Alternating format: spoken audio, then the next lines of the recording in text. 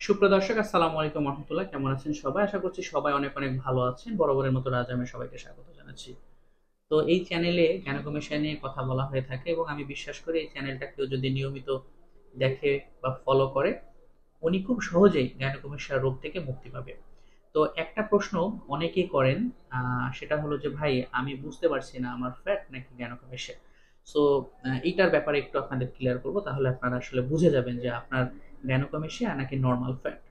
তো একটা ছেলে যখন বড় হয়, মোটামুটি 17 বছর 18 বছর হয়, তখন কিন্তু হাইট এবং ওয়েট অনুযায়ী কিন্তু তার বডির স্ট্রাকচারটা হয়। এখন হাইটের সাথে ওয়েটের একটা সামঞ্জস্য থাকার পরেও, মনে করেন হাইট এবং ওয়েট ঠিক আছে, তারপরেও যখন বুক বড় হয়, চেস্ট দুইটা বড় হয়, তখনই কিন্তু তার মাথার মধ্যে আসে যে এটা আমার গাইনোকমেশিয়া কিনা। তার আগে কিন্তু আসে না। যখন ওয়েট এবং হাইট ঠিক থাকবে এবং বডি ঠিক থাকবে, তখন কিন্তু এই চিন্তা আসবে না। হাইট এবং ওয়েট ঠিক থাকার পরেও যখন আপনাদের বুক বড় মনে হবে, তখনই কিন্তু ওইটা গাইনোকমেশিয়ার প্রথম সিমটমস, এবং ওই পেশেন্ট বুঝতে পারে, ব্রেনের মধ্যে খেলে যে আমার কি এটা গাইনোকমেশিয়া কিনা। তো এইটা দুই ভাবে আপনি বের করতে পারবেন।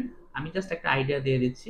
আপনারা বুকে এইভাবে হাত দিবেন, ঠিক আছে? বুকে হাত দেওয়ার পরে আঙ্গুল দিয়ে চাপ দিবেন, বা যে কোনো ভাবে এইভাবে চাপ দিয়ে দেখবেন। যদি আপনাদের নর্মাল ফ্যাট হয়, যদি নর্মাল ফ্যাট হয়, এমনি নর্মাল ফ্যাটের মতোই কিন্তু সব দিকে নর্মালি বসবে, দেখবেন এভাবে নর্মালি বসবে। আর যদি গ্ল্যান্ডস থাকে ভিতরে বা ফাইব্রো ফ্যাটি টিস্যু থাকে, তাহলে দেখবেন যে হাতে কারোর চাকা চাকা বাঁধে, কারোর গুটি গুটি বাঁধে, ছোট ছোট, মানে আলাদা দুই রকম। এবং এইটা কিন্তু ঠিক নিপুলের নিচে থাকে, নিপুলের নিচ দিয়ে, উপরে আশেপাশে কিন্তু থাকে না।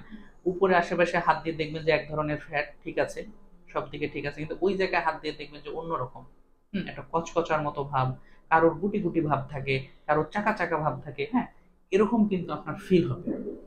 আবার আরেকটা জিনিস দেখবেন, আপনি যখন ঠান্ডা পানি ওখানে ঠেকাবেন, ঠান্ডা পানি দিয়ে চেক করবেন, তখন দেখবেন যে জড়ো হয়ে যাচ্ছে। এবং আয়নার সামনে দাঁড়িয়ে যদি ঠান্ডা পানি দেন, দেখবেন যে জড়ো হয়ে ছোট হয়ে গেছে, এবং মনে হবে যে না, আমার কোনো প্রবলেমই নাই। তো এটাও কিন্তু টেস্ট করার একটা নিয়ম, ঠিক আছে? যে পানি লাগলে গ্ল্যান্ড ছোট হয়ে জড়ো হয়ে যায়, আবার যখন নর্মাল পরিবেশে আসবেন তখন দেখবেন যে আবার বড় লাগছে, হ্যাঁ।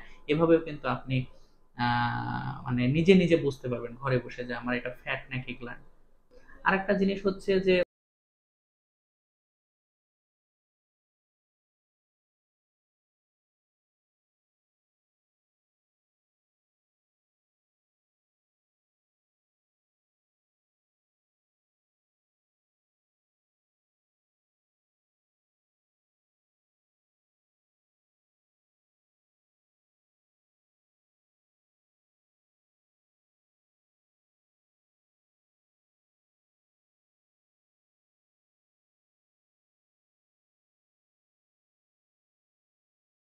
আপনি অনেক দিন ধরে ব্যায়াম করছেন, জিম করছেন, তারপরেও দেখা যাচ্ছে যে বডি কমে গেছে, কিন্তু ওই বুক কমতিছে না। হ্যাঁ, মানে ভালোই ব্যায়াম করছেন, 6 মাস 1 বছর 2 বছর ধরে ব্যায়াম করছেন, বাট আপনার বডি কমে যাচ্ছে কিন্তু চেস্ট কমতেছে না। হ্যাঁ, এটাও কিন্তু এক ধরনের গ্যানোকমেশিয়ার মানে ইঙ্গিত দেয়।